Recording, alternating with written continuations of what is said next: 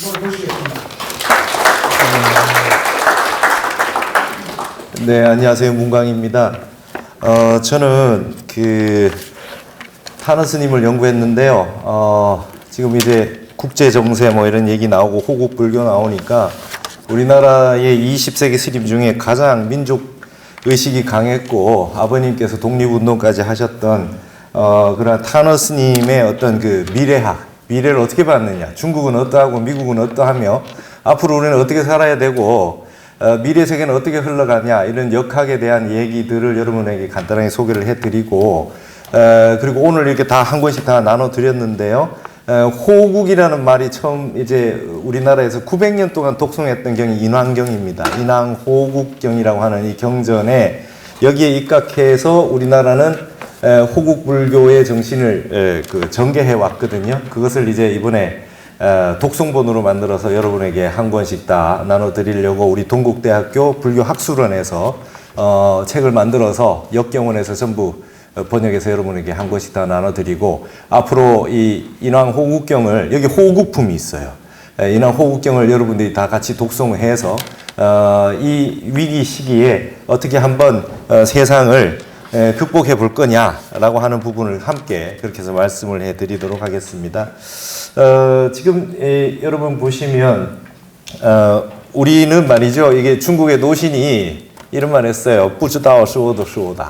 우린 시대를 모르고 어떤 시대를 살고 있는지 모르는 시대다, 이런 말을 했는데 여전히 그런 것 같습니다. 그래서 부처님의 열의 시포 가운데 세간해라고 있어요.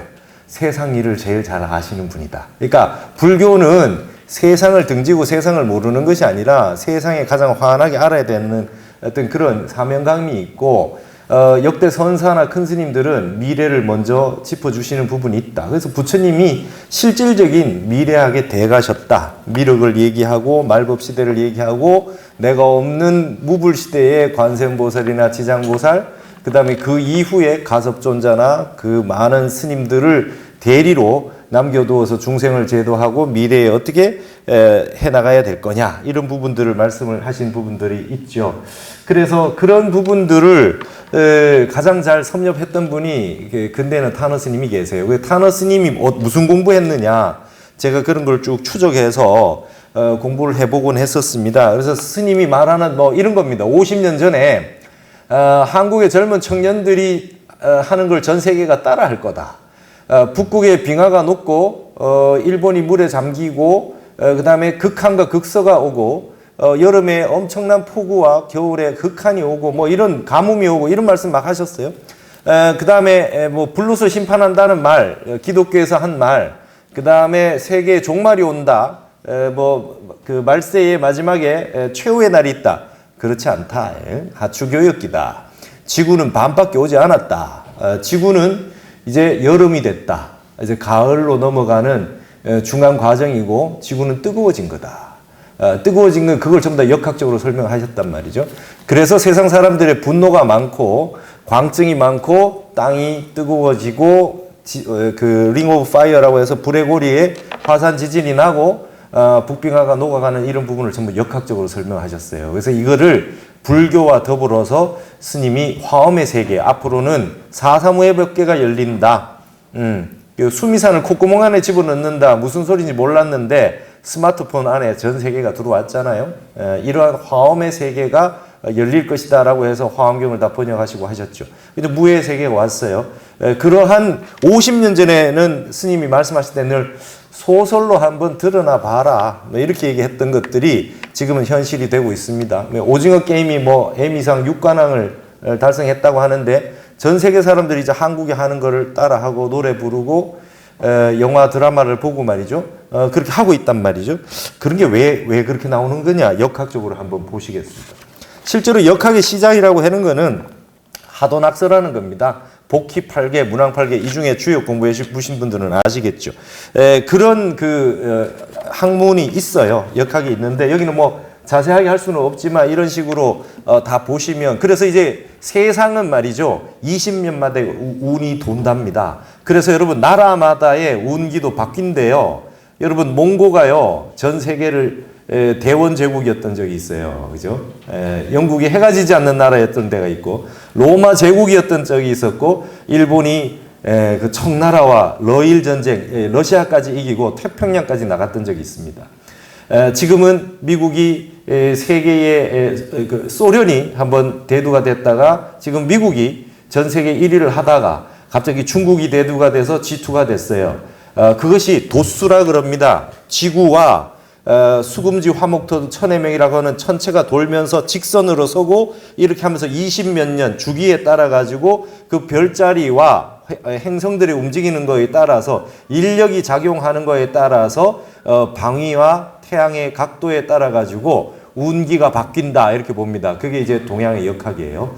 그렇게 해서 어떤 때는 이쪽 하늘에서 이쪽 스포트라이트를 주면 그 나라가 발전을 하고 이쪽에 했을 때 스포트라이트를 하고 이렇게 해서 이제 바뀌는 거를 역학적으로 봐서 동양의 지혜가 있었던 거죠.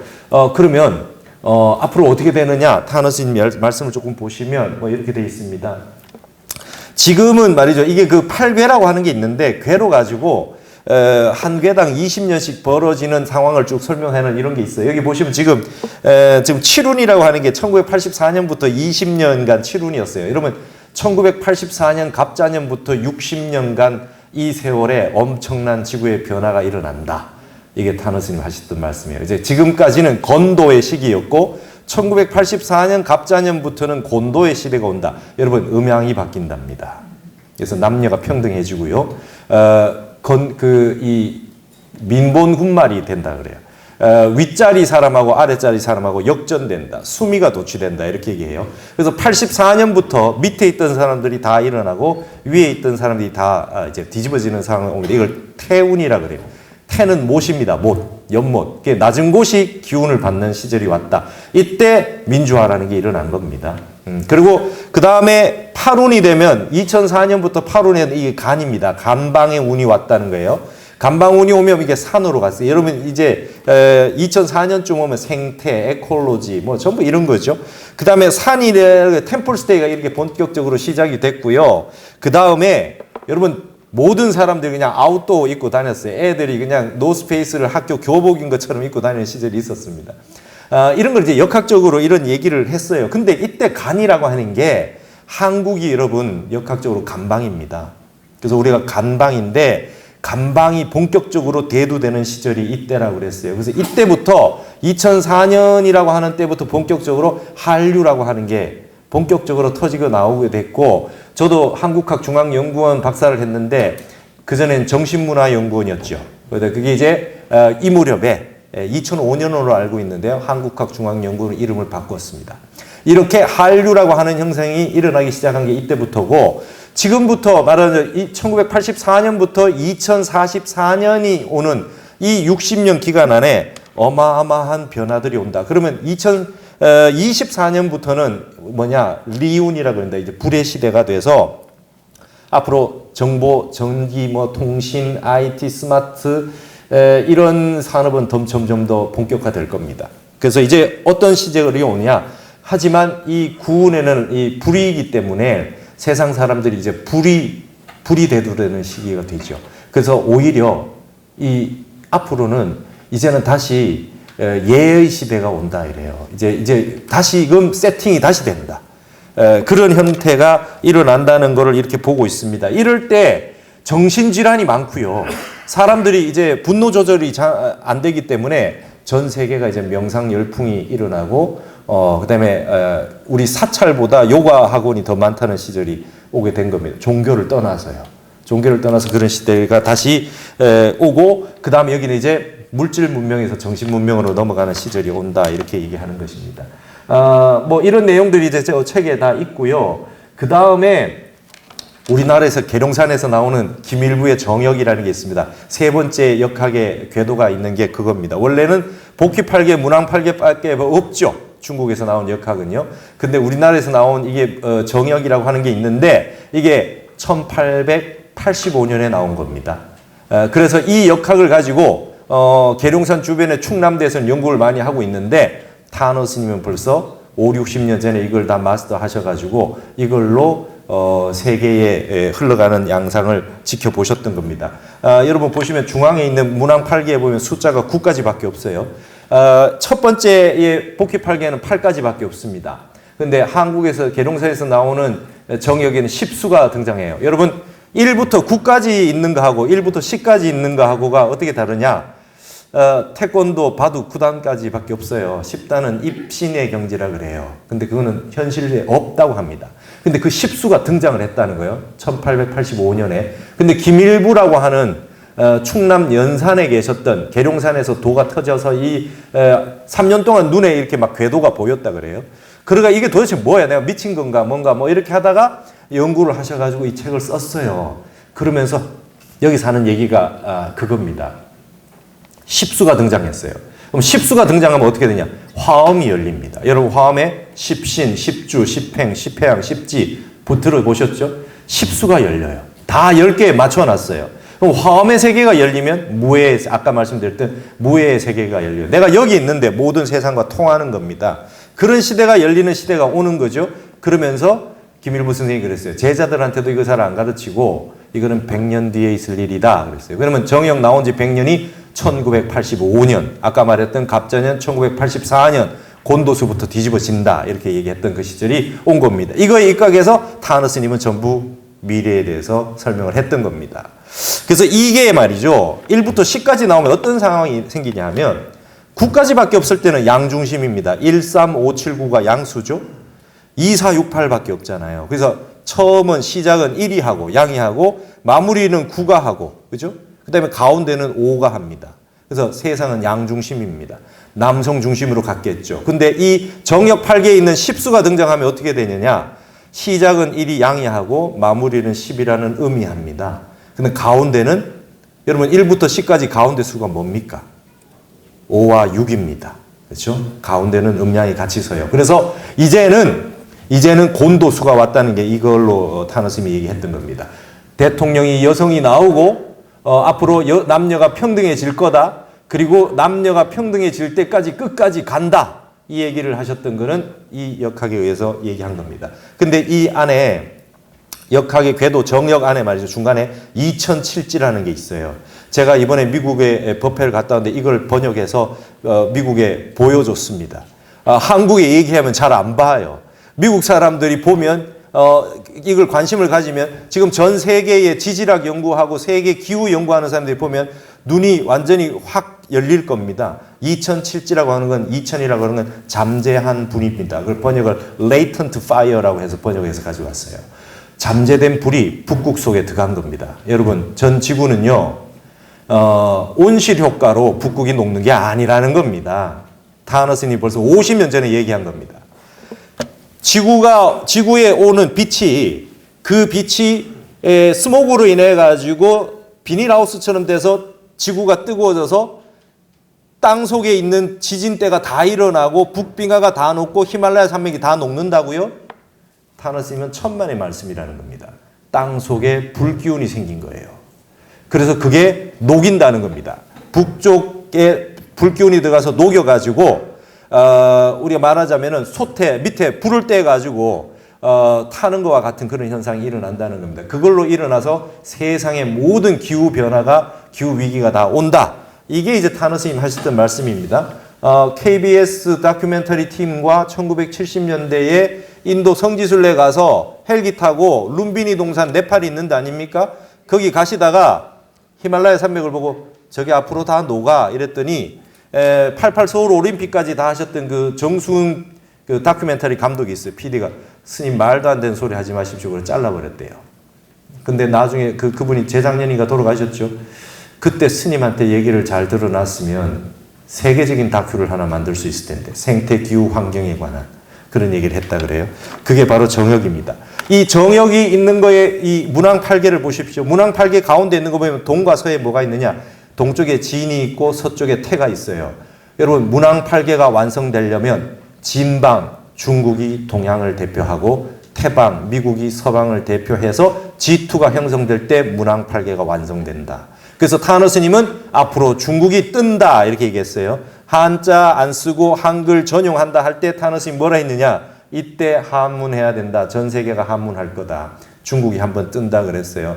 그런 얘기, 동국대학교에 법산 스님이라고 계셨어요. 중국으로 유학 가시라고 한 게 타너 스님이에요. 앞으로 중국이 뜬다고. 그러면 여러분, 정역 8개의 동쪽에 뭐가 있습니까? 진이 사라지고 간이 들어있죠. 한국이 동양을 대표한다.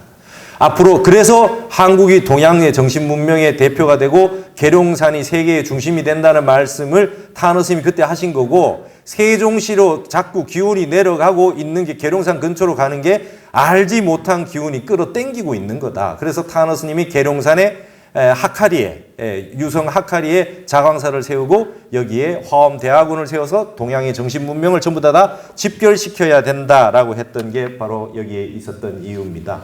그런데 그러면 국제정세는 어떻게 봐야 되느냐? 진방은 장남이고 간방은 우리는 청년입니다. 중국은 늙은 남자, 한국은 젊은 남자. 항상 우리에게 갑질한다. 중국하고 친해가지고 좋을 게 하나도 없다. 실리 외교해야 된다는 거예요. 그러나 간방이 가장 좋은 건 태방입니다. 그래서 그걸 정역에서는 간태합덕이라 그래요. 젊은 청년과 젊은 처녀가 서로 짝이 잘 맞다. 부부관계랍니다. 그래서 그 멀리 떨어져 있는 미국이 한국을 도와주러 오고 했기 때문에 미국과의 관계를 소홀히 하면 안 된다. 타너 스님이 동양하게 돼가고 중국하게 돼간데 그래도 미국과 친하게 지내야 된다. 중국은 믿으면 안 된다. 이 말씀을 하셨던 이유가 그게 있어요. 그리고 중국도 머지않아 동양의 세계가 이만한 세계가 있다라고 하는 걸 보여주는 데까지가 중국의 역할이고, 중국이 그다지 좋은 역할을 끝까지 하지 못한다. 그거를 동양의 정수는 한국이 보여준다. 그걸 누가 하느냐? 한국의 젊은 청년들이 한다. 그것의 시작이 4.19였다. 이렇게 얘기해요. 이제 BTS가 나오면서 타너 스님이 막 대두되고 있어요. 근데 이러한 내용들을 다 모른단 말이죠. 그래서 여기에 나오는 2007지, 뭐 이렇게 수생어학으로 천하의 상극질이다. 여러분, 금생수 아닙니까? 근데 화생수래요. 불에서 물이 나온답니다. 여러분, 불기운으로 인해서 전 세계가 녹아내린 빙하 때문에 물이 많이 생긴대요. 여러분, 강남에 물난리가 나고 파키스탄 3분의 1이 물에 잠기고 뭐 이런 내용들이 그저 있는 일이 아니다. 역학적으로 타너 스님이 벌써 얘기 다 했던 거다. 그리고 이제는 평등의 시절이 와야 된다. 그리고 남녀가 평등할 뿐만 아니라 갑을이 평등해지고 이제 이 갑질이라고 하는 게 잘 안 되는 세월이 올 거다. 그리고 1984년부터 2044년까지 대규모의 자연재해가 올 거다.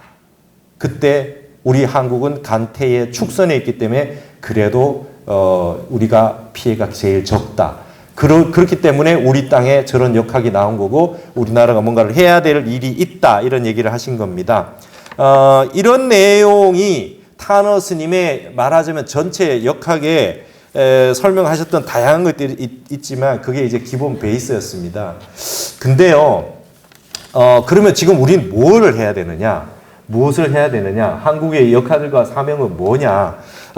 그래서 여러분 지금 우리가 이 지금 인왕 호국경 같은 거를 이렇게 제가 여러분에게 소개를 해드리려고 하는 겁니다. 여러분, 인왕산이요. 전 세계에 한국에만 있는 게 인왕산이에요. 근데 여러분, 인왕경이 있어요. 저 산이 왜 인왕산인 줄 아십니까? 여러분, 이는 동방이잖아요. 그럼 흥인지문이 있는 동쪽에 있어야지 왜 서쪽에 인왕산이 있습니까? 그럼 고려시대부터 인왕산이 있었나요? 고려시대 인왕산이 없었어요. 서봉이라고 그랬어요. 서산이라고 그랬고. 인왕산이 생긴 거는 조선시대 때 무학대사가 인왕산에 인왕사를 세우고 거기에서 태조 이성계가 거둥했다라고 하는 왕조실록 기록이 있어요. 그 왕조실록의 기록에 입각해서 거기에 인왕산이 된 겁니다. 그럼 인왕산이라고 하는 거를 지금 연구하는 사람이 없어요. 그래서 제가 이제 인왕경을 토대로 볼 때 무학대사가 인왕산을 주산으로 해서 좌총룡을 북악으로 해가지고 동양을 하자고 했는데 정도전이 굳이 남양을 하자 해가지고 관악산의 불기운을 보면서 그 고륙 상정의 그런 방향으로 잘못 났다고 해서 무학대사가 인왕산에다가 인왕사를 세우고 인왕경을 읽는 그런 법회를 했지 않았겠느냐. 그렇게 추정이 가능한 거죠. 왜 그러냐 하면 여러분, 인왕경은요, 아까도 얘기 나왔지만 인왕백고자라고 하는 게 백고자 법회가 인왕경에 있어요. 뭐 여기 호국품이 있습니다. 그리고 나라가 시끄러워질 때 부처님이 16국왕에게 지금 법문한 내용입니다. 파사익 왕위를 비롯해서 16국왕에게 혼란이 오고 여기에 전부 다 나와 있습니다. 나중에 한번 보십시오. 수지품, 총루품에 보시면 불, 바람, 물, 재난, 전쟁, 질병, 코로나 같은 질병, 그 다음에 이런 것들이 다 올 때 이 경을 독송하고 부처님 불상 100개, 나한상 100개, 보살상 100개, 큰 스님 100분, 그 다음에 대중들 100명 다 모여가지고 매일 이 경을 독송하면서 이 나라를 지켜야 된다. 근데 이게 두 가지로 돼 있습니다. 인왕경은 내호와 외호입니다. 앞부분은 관공품, 보살 교화품, 이 제품은요. 나를 일단 보호를 해야 국가를 보호한다는 거예요. 누가 나를 내팽개치고 국가를 보호하겠냐. 나를 보호하기 위해서 첫째 뭘 해야 되냐. 호심, 마음을 수호해야 된다. 호신, 몸을 수호해야 된다. 호가 집을 수호해야 된다. 요거를 뭘로 할 거냐. 공, 반야, 바라밀로 한다는 거예요. 그래서 여러분 이 경은 반야부 경전입니다. 세상이 시끄러울 때 내 마음이 공으로 가지 않고 무심으로 부동심이 되지 않으면 내 자신을 수호할 수가 없어요. 그걸 바탕으로 해서 그 다음에 세상이 시끄럽고 힘드니까 힘을 모아야 된다는 거예요. 다 같이 화쟁하고 싸우지 말고 힘을 모아야 된다는 거예요. 그러기 위해서 호법을 해서 호국을 한다는 겁니다. 그게 이제 인왕경 전체의 내용입니다. 이거를 900년 독송했어요. 고려시대. 연등회가 제일 큰 그 행사였는데 그것 다음으로 인왕회를 많이 했어요. 팔관회보다 더 많이 했습니다. 원나라 침입 때 충자 돌림 임금들이 왔을 때 이걸 별로 못했어요. 호국품이 있으니까. 공민왕 때부터 대거로 했고요. 그래서 제가 나홍 스님의 제자였던 무학대사가 고려시대에 이 호국품이 있는 인왕경 독송을 하면서 조선이 발전해 나가는 가운데 꼭 이 경을 통해서 인왕회를 했으면 하는 발언이 있었을 거라고 추정이 가능하고 그게 인왕산일 것이라는 겁니다. 근데 1503년에 연산군이 저 절에서 스님들이 내려다보는 거 기분 나쁘다. 폐사시켜라. 그래서 지금 보면 이 신교동, 청운동 쪽에 있는, 그래서 여러분 이게 지금 경전을 이렇게 펴시면 인왕제색도가 됩니다. 겸재 인왕제색도예요. 근데 인왕사가 있었던 거는 이쪽에 있었습니다. 그래서 이렇게 책을 이렇게 표지를 만들었어요. 그래서 폐사를 시키고 900년 독송하던 인왕경이 520년 만에 다시 독송봉이 나왔습니다. 그동안 우리 이게 독송 안 했어요. 여기에 질병이고 뭐 다 얘기가 나오는데 그 부분을 여러분들이 앞으로 이제 저 독송하는 우리 그 붐을 일으켜서 전체적으로 기도를 하자는 걸 우리 지금 동국대에서 시작해서 하는 겁니다. 그래서 여러분 마지막으로 124쪽에 호국품 있는 부분은 앞쪽만 살짝 읽고 저는 마치도록 하겠습니다. 한번 읽어보겠습니다. 124쪽에 나를 수호하고 나서 그 다음 국가를 위해서 수호하는 부분이 나옵니다. 한번 읽어보겠습니다. 이때 부처님께서 대왕에게 말씀하셨다. 그대들은 잘 들으라. 내가 지금 국토를 수호하는 법식에 대해서 바로 설할 것이니 그대들은 반야바라밀을 수지해야 하느니라. 국토가 어지러워지고 파괴되며, 다 같이 한번 읽어볼까요? 국토가 어지러워지고 파괴되며 빼앗기고 불태워지거나 도적이 와서 나라를 무너뜨리려 할 때에 100개의 불상과 100개의 보살상과 100개의 아라한상에 청해야 하고 100명의 비구중과 사대중과 칠중이 함께 듣되 100명의 법사에게 청하여 반야바라밀을 읽어야 하느니라. 100개의 사저우의 고자 앞에 100개의 등을 켜고 100가지 조화로운 향을 사르며 100가지 빛깔의 꽃을 놓고 그곳으로서 삼부를 공양하고 사미와 진물로 법사를 공양하며 소방과 중식도 또한 때에 맞게 해야 하느니라. 대왕이여 하루에 2때의 경을 읽어야 하느니라. 그대의 국토 중에 100부의 귀신이 있고 이 하나하나의 부류마다 다시 100부가 있어서 즐겁게 이 경을 듣고서 이 모든 귀신이 그대의 국토를 수호할 것이니라. 대왕이여 국토가 어지러워질 때는 먼저 귀신이 어지러워지고 귀신이 어지러워지기 때문에 모든 백성이 어지러워지니 외적이 와서 나라를 빼앗고 백성들이 죽으며 신하와 임금과 태자와 왕자와 백관이 함께 시비를 일으킬 것이니라. 천지가 괴이해지고 28수의 별과 해와 달도 때를 잃고 도를 잃게 되니 도적이 많이 일어나느니라. 대왕이여 불의 재난이나 물의 재난이나 바람의 재난 등 모든 재난에도 또한 이 경을 읽어야 하니 법식은 앞에서 설한 대로 해야 하느니라. 대왕이여 나라를 수호할 뿐만 아니라 또한 복을 수호하기도 하느니라. 부와 귀한 벼슬자리와 칠보여의와 행내의 평온을 구하거나 아들 딸을 구하거나 지혜와 명성을 구하거나 육천의 과부와 사람 중에 구품 과부의 즐거움을 구하는데도 또한 이 경을 읽어야 하니 법식은 앞에서 설한 대로 해야 하느니라. 대왕이요 복을 수호할 뿐만 아니라 또한 온갖 고난에서 수호해 주기도 하느니라. 질병으로 고난을 겪고 쇠고랑과 형틀에 그 몸이 묶이며 네 가지 중죄를 저지르고 오역의 인을 지으며 판란의 죄를 짓고 육도의 일을 행하는 이 모든 무량한 고난에도 또한 이 경을 읽어야 하니 법식은 앞에서 설한되어 해야 하느니라. 간단하게 호국품에 간단하게 읽었습니다. 여러분 이 경을 한번 독송을 한번 해보십시오. 여기 있는 지금 모든 일들이 이 속에 다 나와 있습니다. 우리가 지금 이러고 있을 때가 아닙니다. 온 국민이 하나로 합해서 마음을 모아야 됩니다. 화해하고 조화롭게 대화하고 정신을 차려서 온 지구의 문제를 해결해야 됩니다. 우리나라만 그래야 될 게 아닙니다. 여기 16국왕에게 부처님이 법을 설하는데 사실 말하면 G7이나 G20 정상회담에 가서 이런 거 읽어야 됩니다. 모든 국가가 지금 정신을 못 차리고 있습니다. 세계에 환란이 있고 역학적으로 벌써 100년 전에 다 이야기가 나와 있는 겁니다. 이런 얘기를 50년 전에 타너스님 이미 다 했고 미국이나 강대국들은 과학을 통해서 이걸 다 알고 있으리라고 봅니다. 우리의 호국 불교의 전통은 지나간 전통, 역사로서 존재하는 것만이 아니라 앞으로 우리가 이와 같은 우리의 역사, 520년 끊어졌던 인왕경을 다시 읽고 그 다음에 이와 같이 반야바라미를 닫고 참선을 하고 명상을 하고 이렇게 하는 것으로부터 다시 21세기 호국 정신이 발현돼야 될 거라고 생각합니다. 제 발표는 여기로 마치겠습니다. 감사합니다.